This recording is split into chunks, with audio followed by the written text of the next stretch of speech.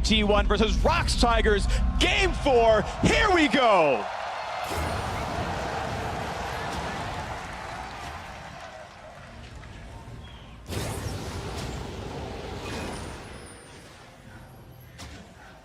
Alright, let's track it here. Very condensed ROX lineup, looking for a potential face check punish.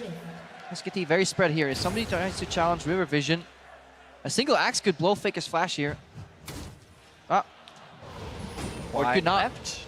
They thought he would be waiting in the brush. Faker was waiting in plain sight, but they didn't have the reveal because they wanted to throw the axe from around the corner. Dangerous scout. Get away with it. But they lose. Ooh. I actually don't like that play because you should fan out, especially when you're playing against an Italy. Giving early information in your jungle. We've seen what Korean teams can do with a single ward, a single sliver of information, especially against a relatively predictable jungle like Olaf. Absolutely agree.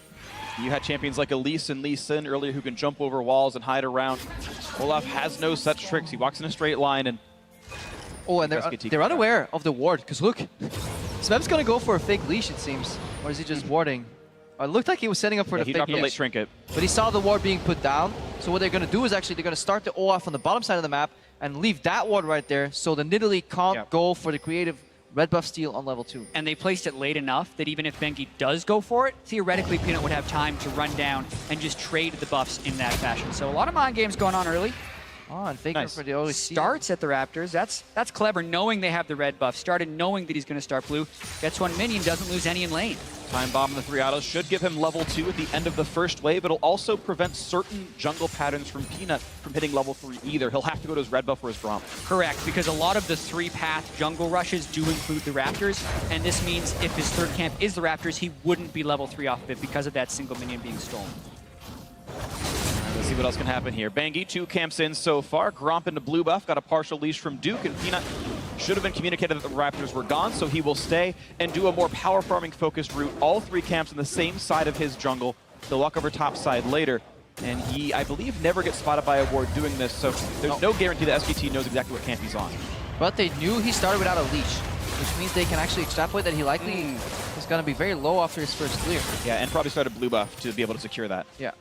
Yeah, with all the jungle mind games going on as well, you still have to pay attention to the mechanics of the lane. In the bottom lane right there, Bang had a great step forward off of one of the Zyra E's and was able to get a very positive trade. Look at Peanut though, he passed by mid lane, avoids his own jungle. He doesn't know where Nidalee is. If he gets contested on that Skelly Crab that he's doing right now, he is gonna go down. So this is a little bold. Even though these guys are separate parts of the map, we have to look at what the information is present to the teams, not to us. Yeah, and this is my thought on Peanut's decision-making process. He knows that they late warded a spot that was warded by SKT. So that means SKT is expecting that Peanut's going to do a generally normal clear, so he's just making an educated guess that Bengi probably wouldn't invade based off a ward. And now, because he didn't get caught, he knows that Bengi would have done a full clear. These are all the things you have to somehow track in your head while you're laning at the highest level. In addition to that, he secures the entrances to his jungle first before he goes to clear them. Which means if he gets contested, at least he can spot the Nidalee coming in early. God forbid she's in the jungle already, at least he got a Scuttle Crab for his troubles. Yeah, Bengi right now was about a full camp ahead. At this point, it's going to be an equal trade overall. Every single jungler took 6 camps and a Scuttle Crab now, so they're a bit equal, but Bengi's the first to make a bit of a move. You can see a slightly deep trinket ward that won't always spot anything, but it is going to be the double bomb and a Kuro, and he's got a flash. That was a crucial flash. He probably would have died if that javelin landed. Look at them. Ooh, Gorilla. A lot of damage on the hit, but they know there's no auto attack to the left for Bang. He's going to trade back in with Prey. Exhaust was already burned. Wolf stays in for a nice chunk of damage as well. The flash! Ooh, if an auto attack lands, he was dead. The spear through the minions. Bengi is not going to get it, but it's still dangerous. ROX have very little to do here. Peanut is coming. Bengi is very afraid of Fog of War here. One more try! Oh, he had to flash to get away from that one, and that just means a quick jump over from Bengi. That is a loss of summoners for ROX Tigers. Wow, and with the snowball effect of some of these early jungle matchups, that could have had such a huge impact on the game. It does get both flashes there out of the ROX Tigers in the extended engagement. All right, Bengi is not going for a play on mid lane. He's going to wait for Peanut. He's going to challenge him on the Wolves. He actually hides out of vision here. Watch him walk in right now. He's going to I can test that camp. Pretty dangerous. He Okay, knows the Peanut, pull it flash out. on Kuro. The mind games here, they know they can get spotted here. They're going for Kuro. Double bomb on a Kuro. Javel's gonna land this time, and he's gonna get the damage. Yes, he is. First blood in for Faker. He's out. Over the wall goes Bangi, and so far, Wow. so good for the first pick in Italy. The chase is still on, but hops over the wall, and Peanut gets nothing done. And we gotta question Kuro in this matchup. You cannot afford to get double bombed twice in a row. It is possible to sidestep that. Yes, it's hard. Yes, it's versus Faker, but getting hit twice by those skill shots in a row costs ROX the early lead. One constant in this series has been Faker being able to outplay Kuro early on in the laning phase, and picking the Zilean is a very skill-reliant champion both as and against. And Bengi, it looked like he was feigning to go at Peanut, but with the double bomb, makes the spear automatic. Even though he sees Peanut, Bengi knows he has flash, autos after the execute, flashes jumps, able to dodge the X, just the play they needed to make. Yeah, and that's Kuro getting in slow range against the Zilean, which means you're under auto attack range right there, trying to telegraph that he's going for the minions right there. Should have probably just sacked the CS. Did not expect Bengi to be around, because Bengi, unlike Peanut, is willing to waste a lot of time, or spend a lot of time rather, going for a setup. Peanut is such a high tempo jungler, he will at most wait 5, 6, 7 seconds for a play, then move on. Bengi was camping them for quite a while, just outside the edges of vision. Which is extremely peculiar when you consider a Nidalee pick, who is usually all about the efficiency and being 10 and 20 CS up on the opponent. Yeah, look how he pops his ghost early. He does not want to get in slow range of Faker, because the second Faker slows him, he almost but guarantees the double bomb. There's so much risks though right now. Faker level 6 has the ulti. Any turret dive is almost no risk if Peanut's not there, and Peanut himself practically out of mana. Probably won't have much to say if a dive does happen. Kuro just barely level 5 right now. Kuro, seeing the one bomb was on the minions, positions himself against the turret, meaning he's definitely going to get hit by the next bomb. It's a very contentious mid lane right now. Bengi, though, actually getting out-leveled by Peanut, so power farming on Olaf. He is one of the few junglers that can keep up with Nidalee's speed of farm. Definitely can, but Bengi is taking a team player approach. He went for pressure in the bot lane. Guess what? A little CS lead here and pushing lanes. There's vision, there's control. SKT is much more happy to give up the CS lead in the jungle to get control of the game. If they can rob this blue buff away from both Olaf and Victor, it's a big hit to ROX's economy. And he's just going to take the blue for himself, while the ROX lanes are none the wiser because the ward smattering doesn't actually catch him. Great timing. And now he keeps him just locked up.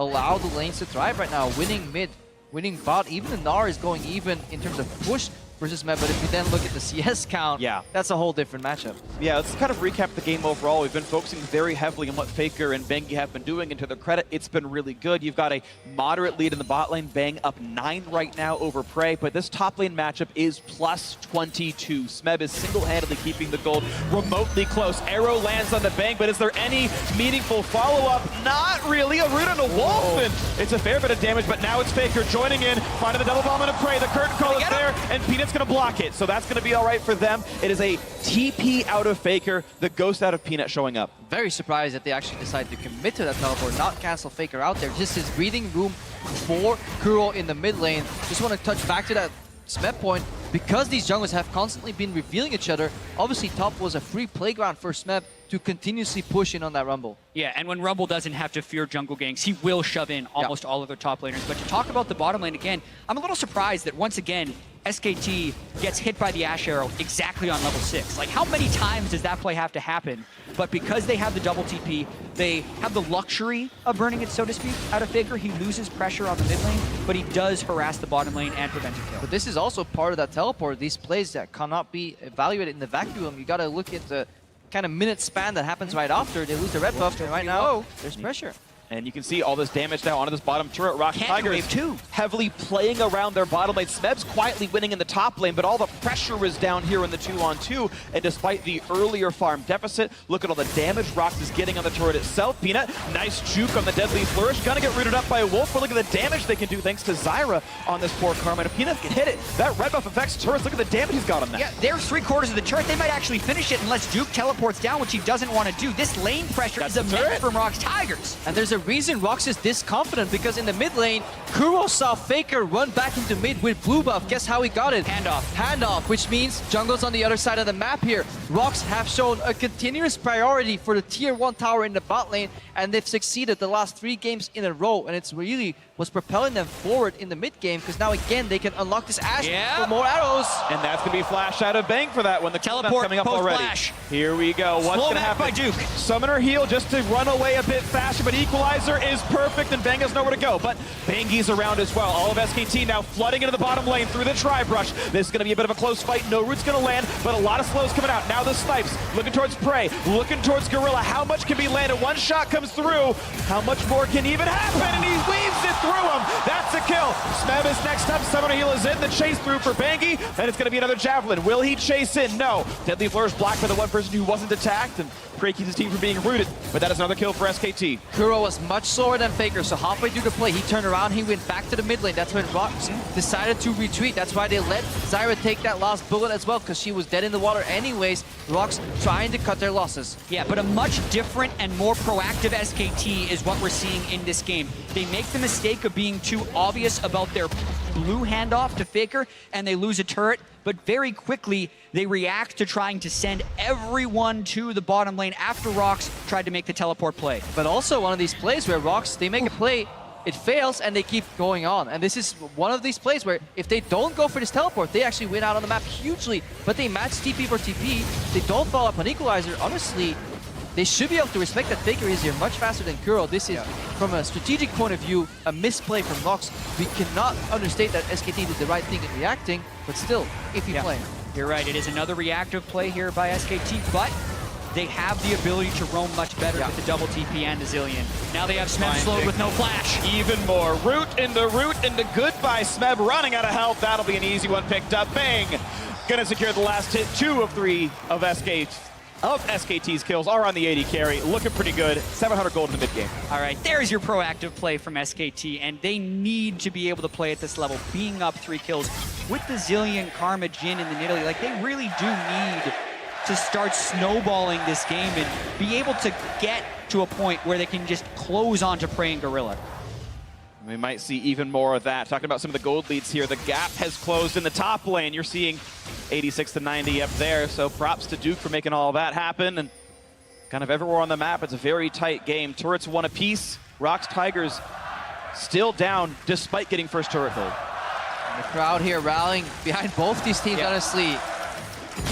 Dueling support between the fans right here, and this series has really delivered on almost every level, and it's not even over yet, especially if SKT could turn this into a 5th game. We know the ROX Tigers need to conquer SKT. They thought they'd have a chance to do it in the summer split. Then SKT went ahead and lost to KT Rolster, so even though ROX won Korea, they didn't actually go through SKT, and now they do have an opportunity to take them down 3-1 if they're able to win this game. And because it's so even, ROX can't do their favorite gameplay pattern here. They can't just swap in Prey into the mid lane. He is pushing out though. Usually when Prey does this, he pushes out bot lane until he no longer feels safe, goes into Fog of War behind mid and looks for an arrow. But he is obviously playing against a Zillion with both a built-in speed boost as well as a revive if things go a little sour. Yeah, exactly. We talked about the Tahm Kench being a potential pick against the Ashe. The Zillion is also a good pick against the Ashe, unless Zillion is the one who gets hit by the arrow. And Karma can help with the speed, too. Like they saw him coming, and they were still so close to getting hit by this arrow because Prey, he just shoots them off so perfectly. He passed 2 wards, and he still got within an inch of hitting right there. And always a lot to watch for. Of course, the Victor in the mid lane can blow you up if you're not paying attention to that. The arrow as well, and hey, even Wolf paying attention, of course. The haste helping for sure. Quick clear in the mid lane. It's SKT with the first play on this one. ROX will be wave clearing second. And I wonder where Prey is going. Maybe he surprises top by moving behind the Rumble, and ROX go for what they've always been doing, switching up, going for another tier 1 turret, but there is still a dragon that's available in the bot side that's drawing them back to the southern part of the map. Yeah, and notice how open the map actually is right now. Both teams have cleared the bottom turret, and there's a lot of mutual respect for the power of these teams. Notice how few deep wards there are for both teams. They kind of have the river and their own side of the jungle warded, but nothing beyond that. So it's very difficult to actually make intelligent plays forward, and instead they're almost relying on an Ashe Arrow or some type of setup at the Drake. Yeah, it's always difficult when teams control their own side of the map so well. You have to rely on some level of guesswork, and we know ROX are happy to play around guessing. We know they're happy to take these chancy place. Hopefully they don't get double slapped for this. And you can see that they're trying to decide it together right now. They pinged the bot wave. They sent Victor there half a screen away, and then Kuro turned around like, nah, actually, I don't really want to go bot lane right now. Let's just share a wave and farm. So things are no longer just mapped out minutes ahead. Both these teams are stuck in a state of flux, continuously reacting to what they see, but there's so much more that they don't see because there is no deep vision. You're seeing them just trade back and forth, mostly playing around clearing the waves, putting them up to the turret and saying, can we get to the side? Can we get to the mouth of the river? Maybe a little bit here, and it goes away. You see Faker killing wards over this pink ward that's been placed down. That little bit of the river is theirs, and well, they've got this part of the river as well, clearing out this ward that Gorilla just put down. And this time, SKT's AD carry actually has pick potential himself. It's not an Ash Arrow, but a Curtain Call played well, combined with Deadly Flourish, essentially can do the same thing. Yeah, not to mention he has the Ghost Blade Power Spike right now before Prey can complete the Essence Reaver. They do have a pretty powerful moment right now, but Peanut starts the Drake while Bengi is in base. Bengi had finished the SKT should open up recall. with Curtain Call here, try and push them off. But there's no one there to really help them fight. Then Nidalee not there to do battle. The rest could TP in. I think SKT understand they couldn't have really fought for that. And look where Faker was. He was like meandering around the red buff. Another arrow goes. Oh!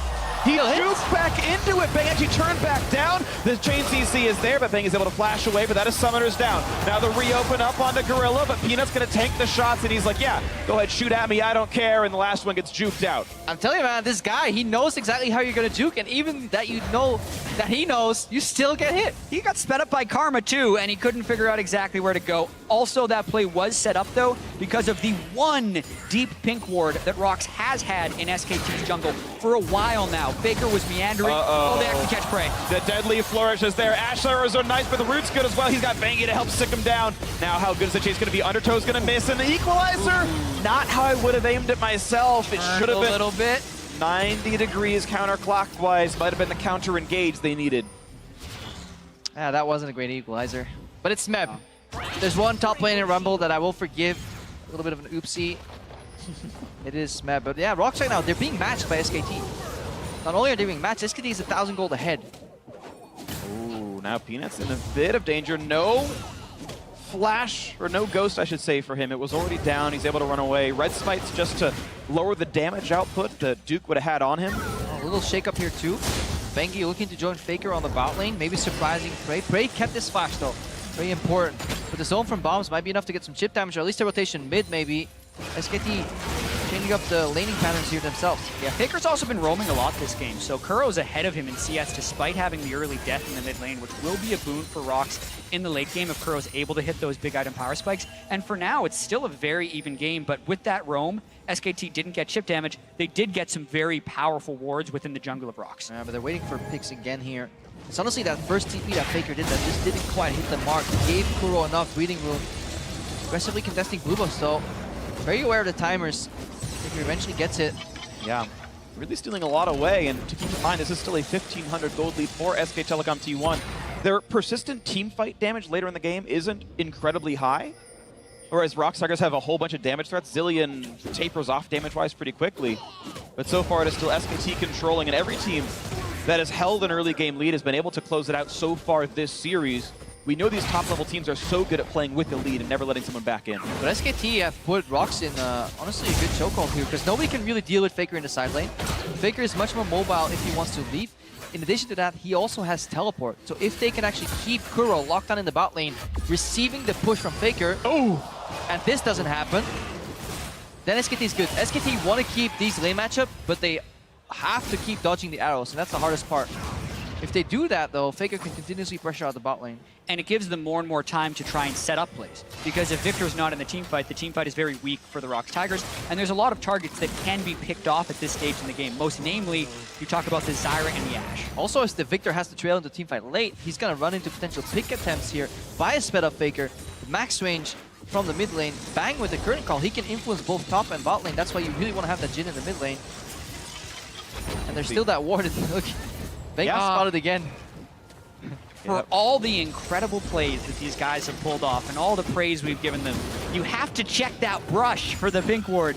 It's going back earliest things when you're in a jungle. You heard you, Jet. Nope, he's going for red buff. He hasn't been smiting the Raptors, so it's also not giving him the notification when he's close to it. And that is just giving so much knowledge to the ROX Tigers.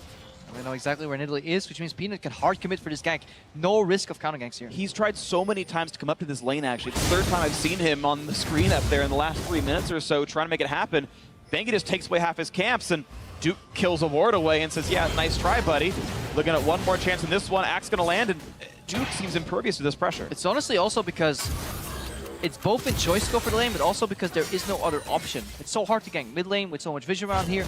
You're not really going to gank a Faker in a long lane on the Zillion, so your only option is to either farm, which he does, and then linger around top lane, maybe at least preventing a gank from Bengi. Yeah, and we may be in that situation from ROX Tigers where unless they land a beautiful Ash Arrow to engage, we just don't see them making any proactive plays because they don't have the team composition to do it, especially against all of the mobility that SKT has early on in this game. Like we're maybe headed towards catastrophic team fight of the game as it's slowed down a little bit here. Only one turret per team 20 minutes in. ROX Tigers have been held killless so far 20 minutes in. That's nearly a record in itself. They normally get so much more done here at this point. The next Mountain Drake spawns in a mid though, and with that being a very valued dragon for both these teams, that may be a catalyst that this game so desperately requires. I agree with you there, and even though SKT did have some good warding in the blue buff area of the ROX Tigers, that's been cleared out. And there's still that pesky little pink ward that Peanut placed many minutes ago. It's actually a great TP ward. If you make them retreat from Dragon into their own jungle somehow, that can be very surprising. Yeah, and I wonder where SKT's going to divert their pressure. ROX have been the kings of the Dragon so far in this series by getting it again and again. And about the 5th gank the Peanut sent up the top lane. Maybe he reaches Duke this time. Faker's on the way. This looks quite a bit better. The slows are still there, but suddenly the fact that Faker could revive means nothing to be had. Oh, what a great zone used by Smeb. Getting away from it all, and the bombs aren't going to land either. But the turret's so low, and Bengi wants to dive. He's got one, and SKT are breaking this one apart now. Faker knocked around in front of the turret, does not get up to burn the ult. He's getting low and just never casts it. He doesn't respect the Zyra damage, misses his self-ultimate. And now it could be dangerous. Wolf's gonna die in a couple more shots. Oh, it's gonna be enough that the Bengi shuts him out anyway. And that is 2 for 1, favor of SKT. ROX finally get a kill 21 minutes in, later than they would have liked. And what a crazy engagement. The Zonya is perfectly timed by Smeb, but Bengi coming in to save the fight. His Nidalee has been pretty good considering he's never played it competitively. So some big moments coming in from SKT here. And they get a little bit smaller of a lead in this game. Honestly, super cool game mechanics there too. After the Zonias, so what you have to know is that after Zonias, if you place 2 bombs, it will instant trigger on Smeb. So the fact that Peanut actually picks up the bomb after the Zonias in a little bit is quite peculiar because it allows Smeb to then flash out. That's what happens here. Smeb reads the flash beautifully. Then the first bomb comes out, he goes to the Peanut, and that means no double stun on the Smeb. It's like the little things, but then the same bomb ends up killing him anyways. And that's the cute finish right there. But then Faker right here, a bunch of minions. He bombs the minions, doesn't ult himself, didn't want to be reviving the turret, but you definitely don't want to die, so a big misplay by him right there. And they're fighting over that Mountain Drake right now. And it's SKT who seem to be the ones with control. Ward of the pit, everything they could possibly need, it feels like. And SKT will answer Mountain Drake for Mountain Drake. 2,500 gold separating both the squads, and that's secure by Bengi. It's so important that you get a lead with Zillion too. He's one of those champions that plays so well once you're slightly ahead because you can snowball and accelerate, but from too far behind, Zillion kind of becomes useless. And we see SKT playing to the strengths, push up mid lane, just roam to a different lane, surprise people with that speed up in River. If they don't have perfect vision control, it's quite unpredictable where exactly the Zillion pick is. Always going to be scary. Asher not going to land this time either. SKT is doing a generally better job of juking. ROX only found 1 kill so far this game. And that's mid lane turret going down. SKT all 3 outers now. Also the difference in the Karma versus the Zyra. Zyra gets hit by every arrow. Karma can master shield the entire team. Everybody gets a speed boost. Everybody gets to dodge the arrow. Not to mention the 5 ranged champions that SKT have in this game. They're really keeping their distance from the ROX Tigers, and that's going to make it really difficult for Peanut to be able to make any of these fights unless Prey can land that perfect Ash Arrow, which as SKT is getting a little bit more familiar with it and also have the higher mobility team with the speed boost from the Zillion and the Karma, are dodging them at a much higher rate. They still haven't brought in Cleanse or QSSs or Mikhails, but they are juking the arrows. And in my mind, though, as you're talking about all of this, if I'm SKT, I'm still afraid of a 5-on-5. I just feel like there's so much damage on ROX Tigers that a proper team fight could be so scary, but SKT are manipulating around that so well. Exactly, and that's part of having the 5 range champions as well as all of the mobility control with the hastes they can get from the Zilean and the Karma. Because I agree, they don't want to just dive into the Rock Tigers, but they do want to poke them and have long, extended fights. And honestly, the way to do that is 1-3-1 and then go for like really collapsing on the side. Here again, Frey hits a trap, immediate reaction. Arrows him. That's obviously very easy to do. But there's Bengi. Bengi back in on to Prey. A lot of health going down on him. Has to flash to get away from that one. Gets away from the deadly flourish. But that is a flash down of the low mobility ROX Tigers AD carry. No mobility right now. No flash, no heal. Just his legs. Got to do it the old-fashioned way. Boots of Swiftness, got the speed. Great. Both ADs go that way. Hurricane move speed 5%, I think. But yeah, comparatively, when there's a zillion buffed, like Gnar hopping over you, flashing over minions, like, yeah, Prey's probably dead next team fight. Yeah, better not skip a leg day if you're Prey right now. Or stall out. Look for the next arrow. Honestly, that's it for ROX. That's the cadence of their aggression. It is every single arrow. I agree with you there. He had to use it defensively, essentially, against the Jhin right there, because we're not too far removed from the Jhin and Ashe meta where you would just pick both of these AD carries because they have the utility and they can just kind of team fight each other from 3,000 range. The 1-3-1 is being set up by SKT, as you mentioned there, Krepo. Gnar pushing pretty heavily on the bottom side. Mercury treads enough defense right now to deal with Smeb because he has so much damage threat with the Frozen Mallet and the Black Cleaver. And then Faker with Teleport very safely continuing the shove on the top side. Yeah, Smeb opting into a little bit defensive build as well here, so he doesn't have the raw damage to just kind of all in Duke. So Duke should be fine right now in that matchup. SKT keeping the map big is really good for them because they can really leverage the 2 teleports that they bring to the table. Nobody from ROX wants to play in the top lane right now. Basically, looking for the shorter straw. If it is the Ashe or the Victor pick that has to go there, the second they send somebody top, that's when SKT can start positioning around the map, you know, sliding a few wards into the enemy jungle, and then leveraging the fact that they have the double teleport. But there's also the ever-present danger when SKT is in a 1-3-1 with no QSSs, no cleanses, and no Mikhails, because if ROX lands the arrow in the mid lane on the 3, they can wipe them and take a bunch of interior turrets. Quick root into Peanut, landing some of the skill shots as well, but the count isn't going to land. And left he goes. One last shot lands. He's a bit low. That third shot would have landed, Peanut would be dead. That's true. One more would have gotten him. He would have had to juke something else. But Gorilla wants to flank here, but he gets spotted by Bengi. Good spot arrow by Bengi again anyway. The quick root on Gorilla. That's goodbye. Look for the harass, got hit in return, and now the double bomb forcing the flash of Kuro, the stun and a Faker, not gonna matter, because he already had the ulti off the side. And Bengi again, now the double kill, the flash heal for Bang to turn it around, but look at the trade damage, Frey running for dear life, and he will in fact get away with it. 2 for 1 still, advantage SKT. SKT believes so much in their god and savior Bengi that their AD carry is willing to flash in just to heal him. Straight into an equalizer. Yep.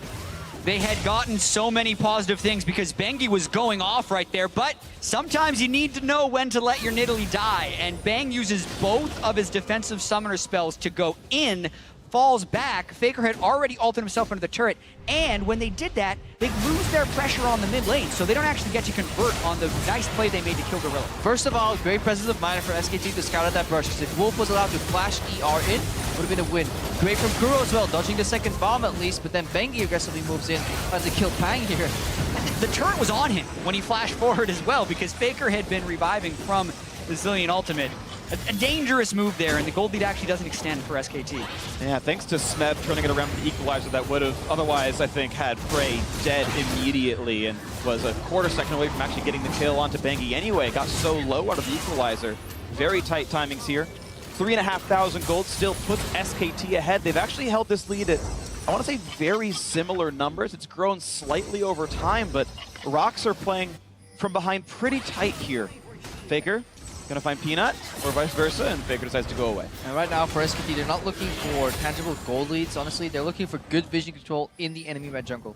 That is their main objective if they can somehow acquire it through the 1v1. Because that could unlock a potential Baron attempt. Another arrow goes out. Land, good dodge by Bengi. Yeah. One thing I'm surprised by is that Frey is going for a second Zeal item instead of going for the Infinity Edge. It is a huge damage buff to finish that item, and instead he's going for the more attack speed focused one. Really gonna get attacked once. Bengi a bit low as well, and really just sits there, grins and bears it, and it's Bengi who gets shut down, and no one was in range to help him out with that one. Faker was off in the top lane, and Bengi was trying to go hero mode. Another kind of big mistake there after playing so clutch for so much of this game. Twice overextends, this time he falls. Setup looked so good for SKT. They had 1-3-1 going. Arrow was on cooldown. All they had to do was just keep pushing the side lanes. Their point of advance was basically having somebody match Faker and Faker peel off. Instead, they pulled the trigger too early. Such a tense moment still in this series. SKT one game from elimination. Bengi had played such a solid early and mid game, but ROX have been able to turn some of SKT's aggression against them right now and keep this gold very close. The longer SKT does this 1-3-1, the longer they can't stall before getting the progress. Rallies is completed on Kuro if he can catch Faker. And Faker is definitely caught. He's going to land the flash, and he gets away from the undertow. Moves fast enough to get away with it. Arrow's going to hit Wolf, and it just does not matter. But earlier, we could also see, just in the defense of that pick on Gorilla Zyra right there, the zone control that's built into this ROX comp.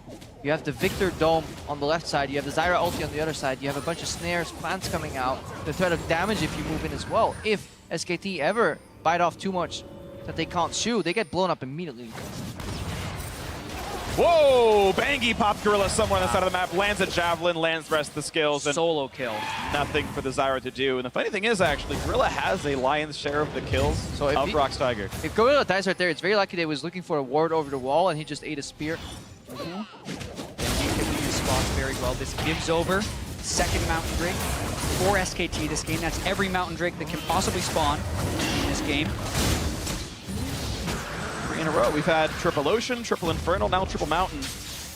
This one, though, spread apart a little bit. SKT gets 2, and now look at this, the pressure onto this turret of Smeb. It's another game where, wow, actually, he's going to Zonius to dodge through the skill shots, and now has to fear for his life. Look at the damage uplift from Bengi. A house will kill him off. He's alive! He's dodging away, finally. It's a deadly flourish, just that as Bang kills him off. Smeb did not expect that much damage to come out of Bengi because he technically could have flashed most, if not all, of that damage if he just flashed a pounce.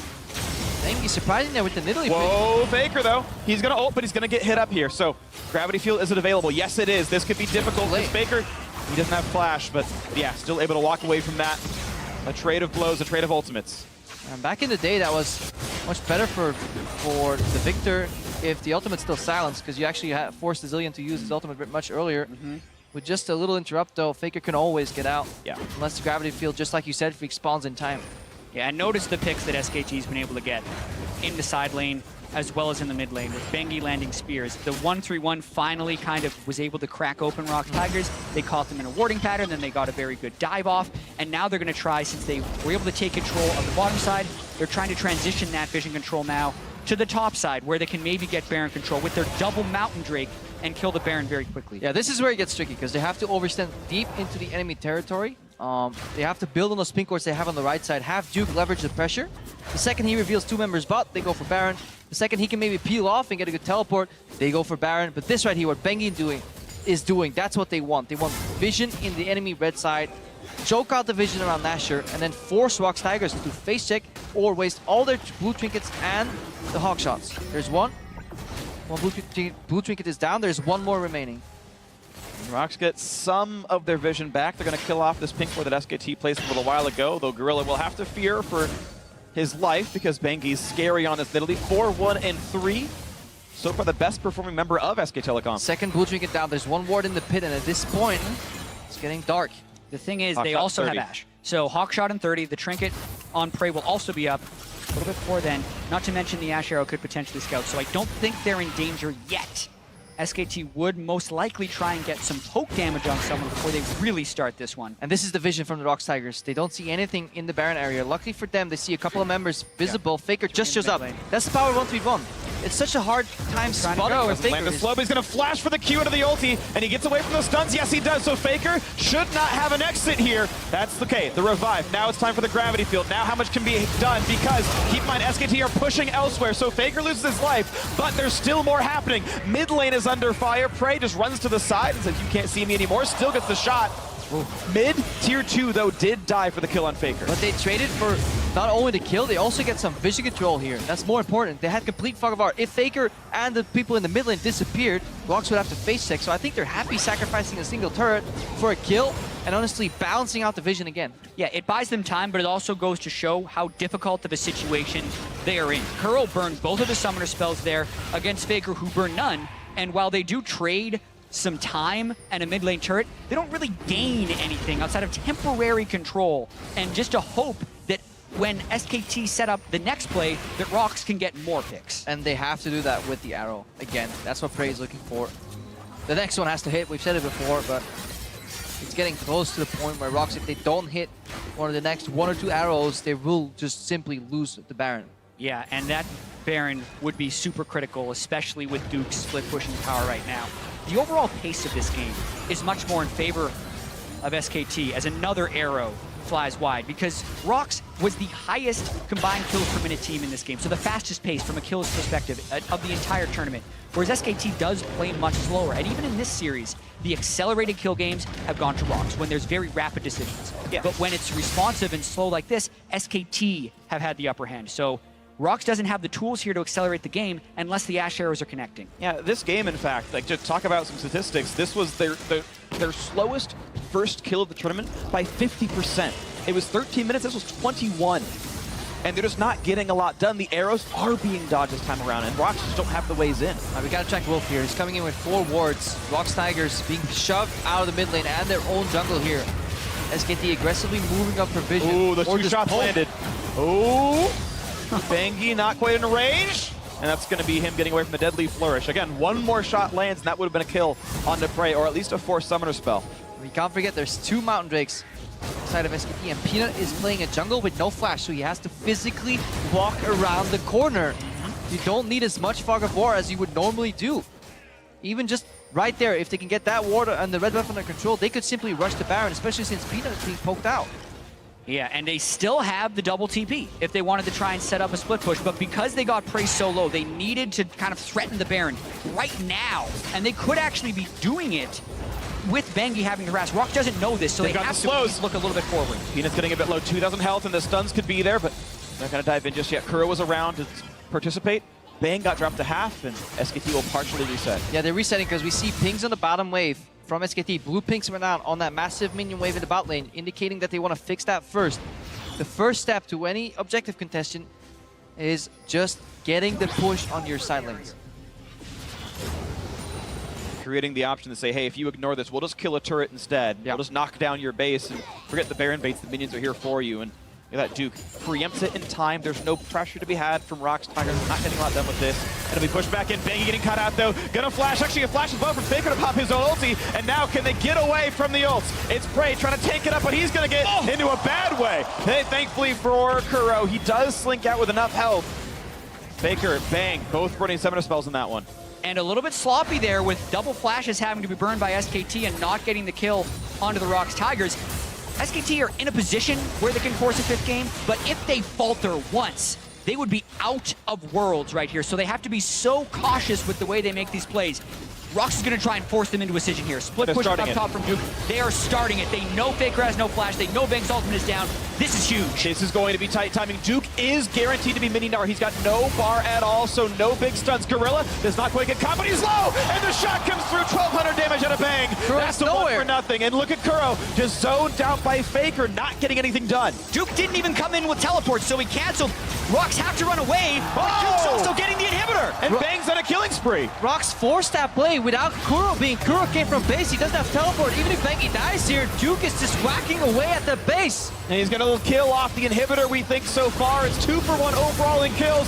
Smeb trying to re-engage. How much damage do they have? Because Bang is on a rampage, and there's the revive. Nothing to be picked up. It's now Smeb who has to carry this fight, but he doesn't have the damage. Forced to flash away. Bang pushes him out. Faker does too. And there's still a Gnar in the base of the ROX Tigers. And that should be enough. The curtain call is there. Just this should be the land. Easy peasy. Bang is unstoppable. And Duke is still pushing. Gorilla and Peanut are the ones alive trying to keep the base up. 15 seconds and Kuro. And the teleport is in for Faker. It's SKT trying to close it out right now. Trying to bring us to game 5. Gorilla's down. Kuro's up in 4. But they need minions. They need to back off for a few more seconds, and SKT look like they will back off all the way and try again a bit later. And for the first time this entire series, I feel ROX looked lost. They went for a panic Baron play. Their jungle was clearing out the ward. The AD carry just hit it. They didn't commit at the same frame.